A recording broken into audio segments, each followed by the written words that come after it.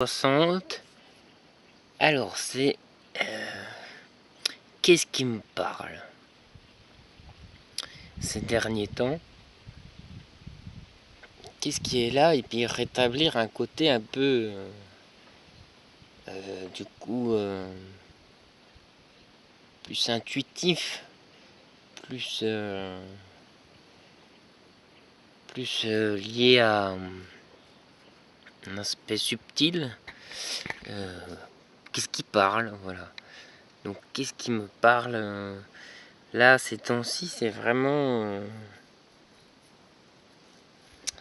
bon, ça y est, je suis dans cette perspective de l'amour inconditionnel. Qu'est-ce qui vient me toucher?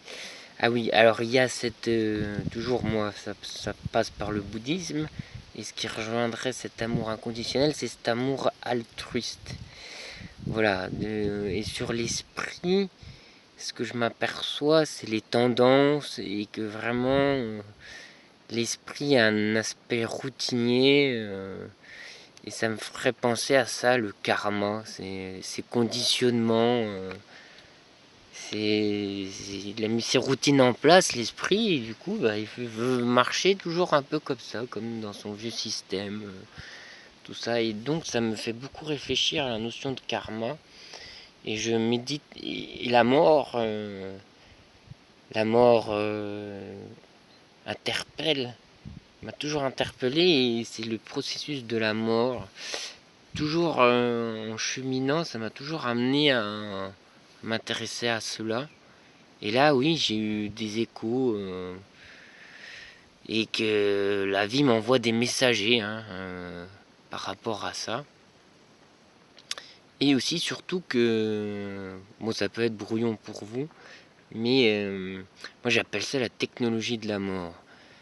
Je pense que ça va être une des grandes pistes dans le futur, mais bon, enfin, sans rien avoir avec ça, ce qui m'a ce qui me plaît beaucoup, c'est cette perspective bienveillante et, donc subtile, et que je retrouve chez les bouddhistes qui ont une sagesse et un profond... enfin, je dis, ça à approfondir, mais pour moi, dans mes lectures, ça fait déjà plusieurs années que je l'ai laissé de côté. Mais parce que c'est vraiment puissant ce qu'ils disent, et c'est vraiment pour moi le summum la connaissance, c'est vraiment le summum, parce que aller à une telle profondeur et des telles perspectives de guidance des défunts pendant la mort, ou même, enfin rien que déjà en étant son propre pratiquant, je pense à des tas de techniques qui sont là, avec le powa, tout ça, les transferts de conscience, comment que ça se dissout, les phases de dissolution du corps, tout ça. C'est quelque chose qui m'a toujours un peu titillé, et aussi par rapport à des capacités qui seraient possibles, que je sens. J'ai un potentiel de l'esprit, on a tous des esprits différents, nous avons tous ce potentiel là par contre. Mais par rapport à qui je suis, ça m'interpelle, et ça me branche. Ça me branche, oui, c'est... Mais ça demande du courage et de pas être feignant en fait. C'est toujours pareil avec la méditation, tout ça. C'est une sorte de discipline et de, de pratique. Et ça demande de la pratique. Donc ça, c'est toujours là, dans le cadre de la méditation et de l'approfondissement des enseignements bouddhistes. Et ça rejoindrait ce côté altruiste bénéfique. Donc ce qui me parle aussi, je fais la vidéo pour moi, c'est aussi pour faire un peu le tri et trier, un peu me cadrer après. Donc voilà, alors, sur la technologie de la mort, la méditation. Tac, toc, ça c'est chapitre. Après, sur l'altruisme, voilà, cette notion qui est là, ce qui m'a parlé, c'est même si j'ai pas les capacités encore d'aider les êtres, ou même moi-même, j'aime beaucoup cette notion qui m'est venue du Lama Trinley Rinpoche. C'est aussi en fait et des bodhisattvas, tout ça, des bouddhas, c'est aussi en fait d'émettre l'intention, d'acquérir cette intention. À cet instant-ci, dans cette vie, j'ai peut-être pas cette capacité-là, mais au moins tendre vers cette intention d'aider. Voilà, donc voilà l'attention altruiste. Donc ça c'est vraiment quelque chose qui... Ah, voilà l'oiseau de l'autre nuit. Il fait jour par contre, il est déréglé le gars. Donc voilà. Donc ça, deuxième truc, trac, l'altruisme. Allié à la pratique méditative qui amène au calme mental et aux énergies subtiles plus profondes.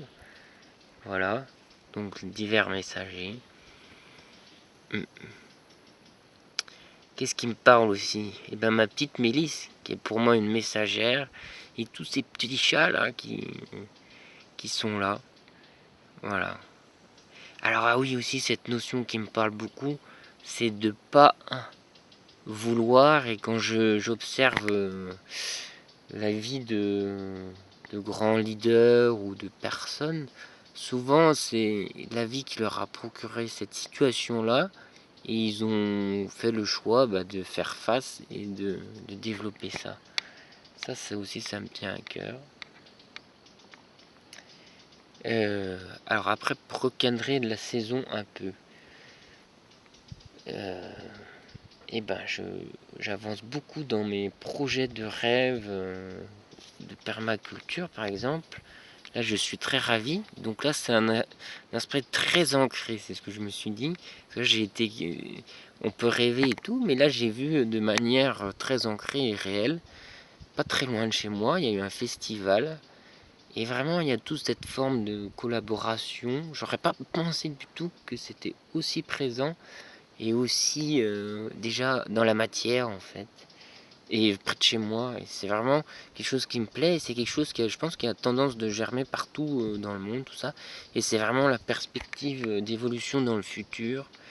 Et je suis toujours fan de la ferme du Bec et Loin, dont je vous conseille le livre que je suis en train de lire, Permaculture, guérir la terre, nourrir les hommes. Et c'est Perrine et Charles Hervé Gruyère. Et bon, ça fait un tabac, hein, c'est connu quand même. Et c'est vraiment les leaders. Et je pense que c'est vraiment... Ils ont osé, ils sont thérapeutes à la base. Enfin, ils ont déjà un bon parcours. Enfin, lisez le bouquin parce qu'ils donnent plein de sources d'informations. Ils sont très inspirants pour continuer à aller de l'avant et propulser une énergie inspiratrice. D'ailleurs, j'espère que Lilou pourra faire une interview d'eux. Parce que je trouve que, oui, voilà, ils ont cette élégance, cette classe d'avoir fait. Et c'est quelque chose de très ancré, pareil. Donc pour moi, ça m'inspire beaucoup. Et